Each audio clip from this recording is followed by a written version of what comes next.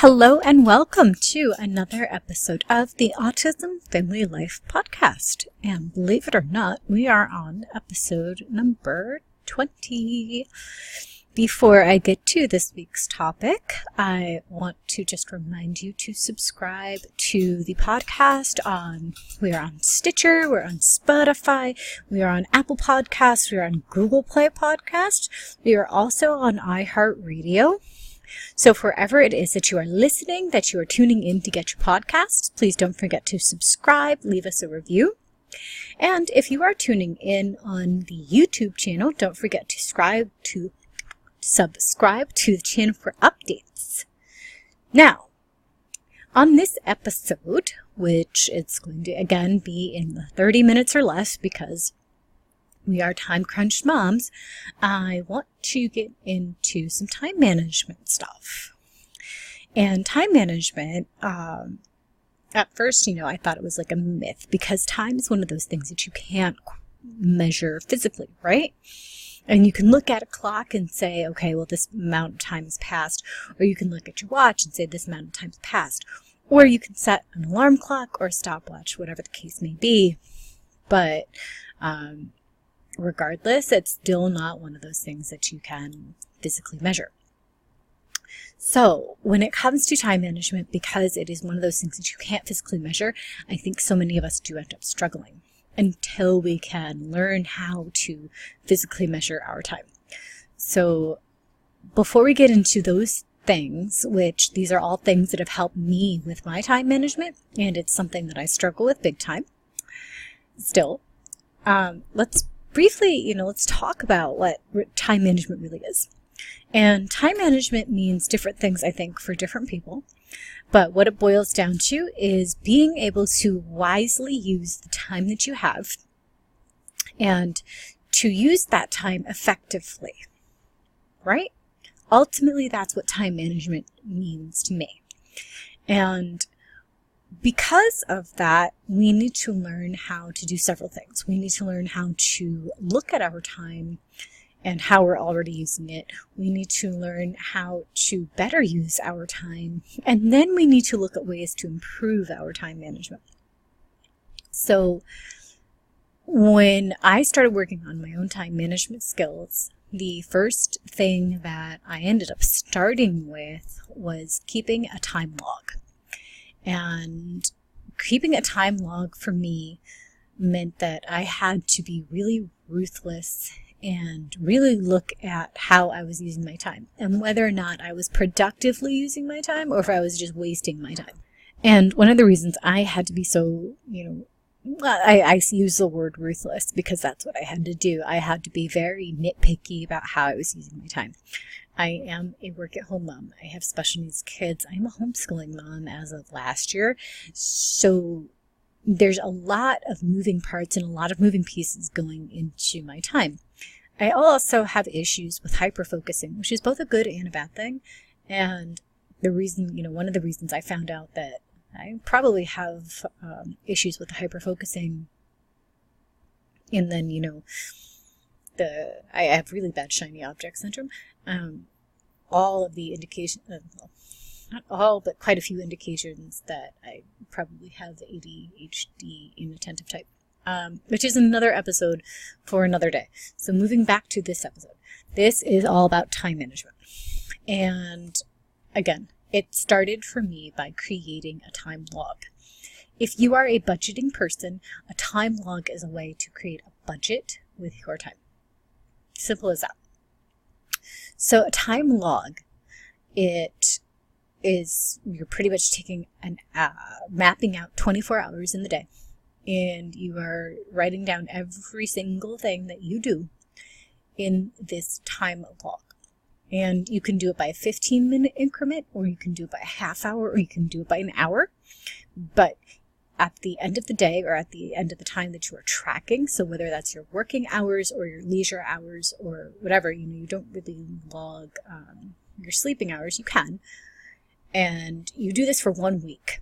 So by the end of this week, at least, you have a complete list of activities that you have started, not necessarily finished, but that you have started, the time that you started them, the length of time that you spent on the activity, and how you felt during the activity. So that's another thing that you're going to be recording on your time log, whether or not this makes you feel energized, if it makes you feel drained, if it makes you feel, stressed out.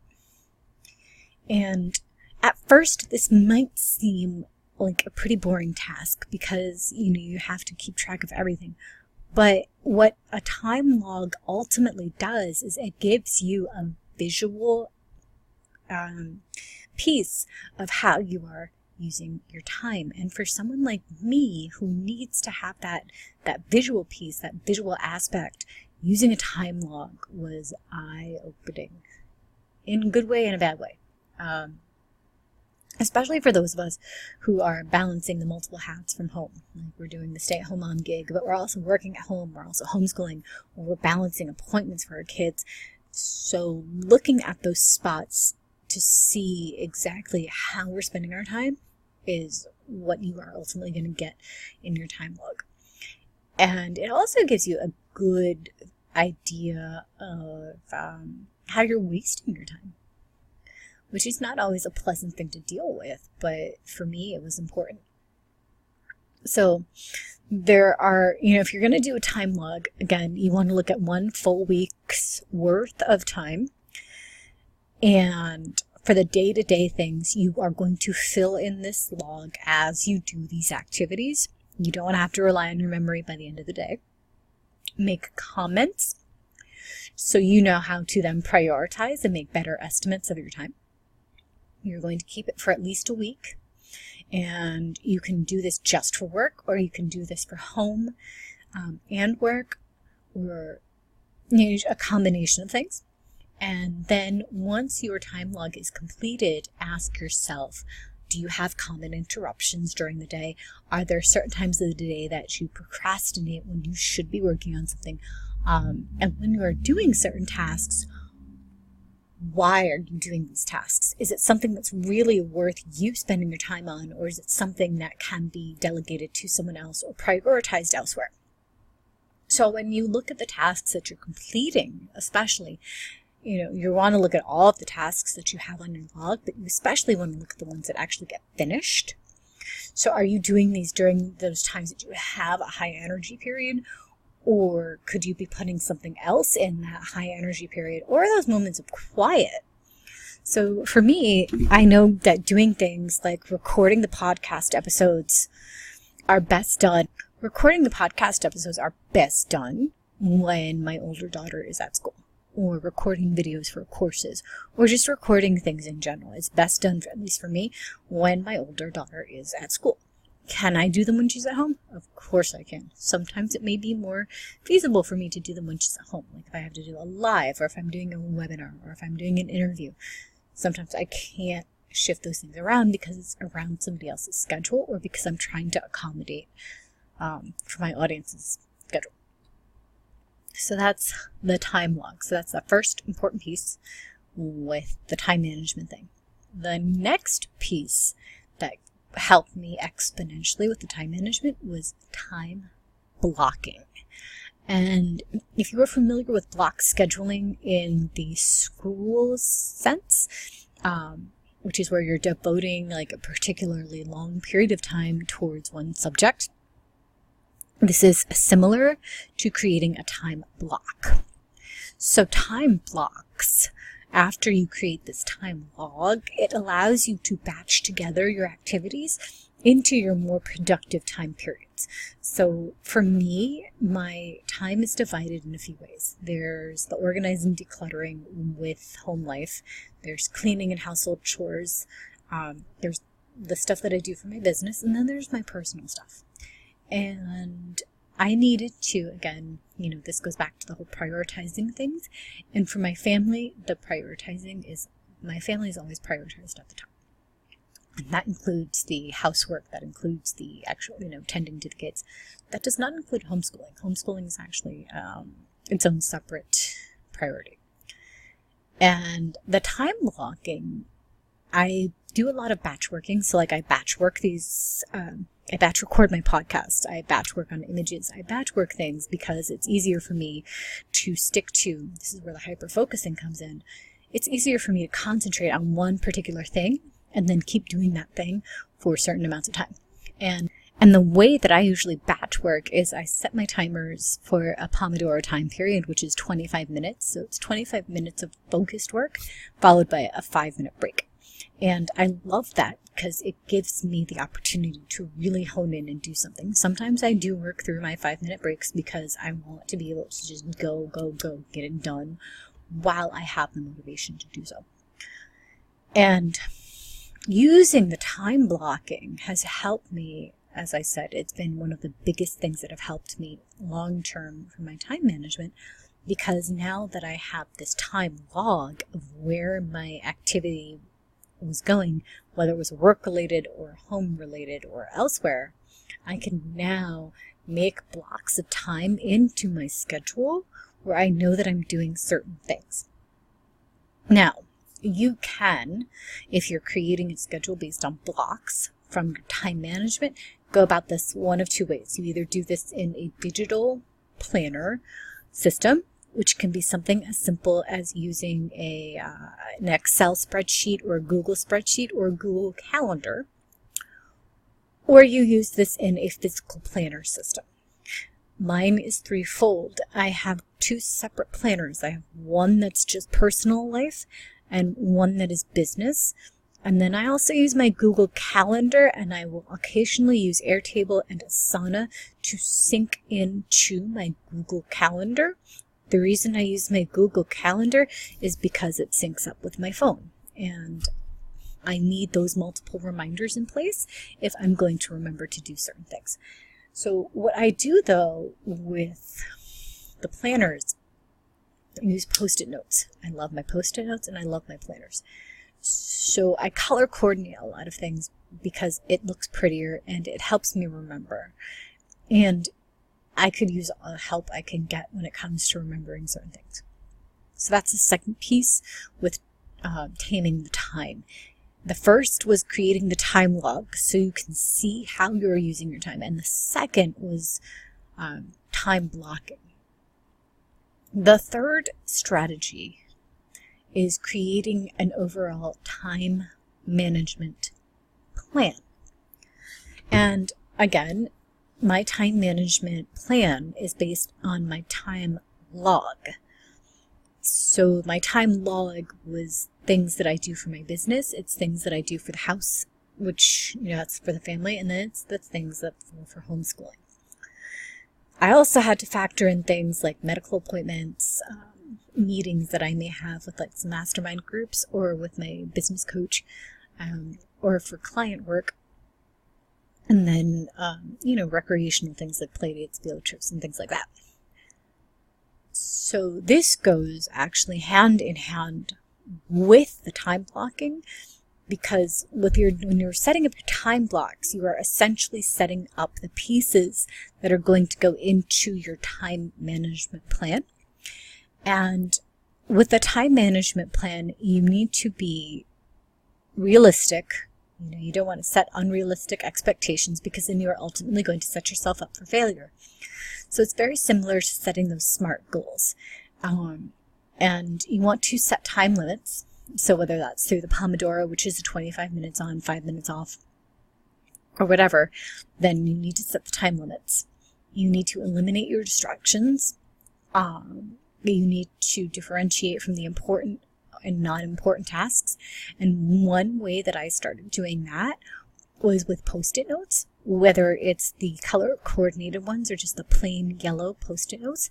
And I write down on a Post-it note, this is similar to the Kanban method, but it's to do now, to do later, and then to do eventually, and then I can shift it over as I need. And then you want to be able to schedule things, because by scheduling these things, you are eliminating the urgency from your life. And there is nothing wrong with a sense of urgency, but it also helps us, to just have a schedule or have some kind of predictability in there, so then we don't feel like we're always rushing. And one of the ways we do this is you create to-do lists, or you create daily task lists. I find daily task lists a lot easier than a to-do list when it comes to certain things. And then at the beginning of the day, I would recommend that you create a daily action plan. So that's at least 4 or 5 things that you can do every day towards a future goal that will help you feel a sense of accomplishment. And again, this time management plan goes hand in hand with using those time blocks that you created based on your time log. So those 3 things, the time log, the time blocking, and now the time management plan, are what have helped me the most when it comes to improving my overall time management skills. The other things that have helped me greatly with the time management is using the right planner for my brain. And I had a happy planner. I still sometimes use my happy planner. I haven't been using it as much as I used to. But then I found a bullet journal that I absolutely fell in love with. And the reason I liked it so much is because it wasn't completely on me to create the grid from scratch for the calendar or for the habit tracker or for anything like that. And then I could just devote my time when setting up my bullet journal to putting in the tasks that I needed to put in. The other reason I like the bullet journal is because it doesn't have the hour by hour by hour, even though I just, talked about the time log, which does log your time in the 15-minute, half-hour, or hourly increments. The time blocking goes against almost using those hour by hourly schedules, because you might have a task or activity that takes more than 1 hour or takes less than 1 hour. And I am one of those people that I don't work very well with those kinds of printed deadlines, like having those time constraints. I like knowing that I have a bigger, more flexible amount of time that I can devote to doing a certain thing. And the biggest thing for me, whether it was using a paper planner system like the bullet journal or the digital planning system, or a combination of both, which ultimately is what I have to do. I have to do both because there's a good portion of my work life that is online and is tied to the computer versus my physical, my personal life and all of that I can put more into a paper planner. But then I also put business stuff into a paper planner too. Point being, I had to find a system that worked for me and that worked for my brain and that made the most sense for my life. You need to do the same thing. So whether that is doing the time blocking or using a traditional hour by hour schedule, do what works for you, what works for your family, and what ultimately will not cause unnecessary stress. Because that was my biggest problem initially with time management, was that things were just stressing me out because I felt like I had to get it done or I had to do things a certain way. And once I finally adapted a time management schedule and plan to my needs, I was able to come up with a better system. And this system has been working for me so far. There's still ongoing tweaks to be made, and that's to be expected. So, the resources and references that were mentioned in this episode, which is the time log, the time management plan, and the time blocking, you will find links to all of that in the episode show notes, which is really just, it's a blog post that I've done, because most of these episodes are based on previously published blog posts on my blog.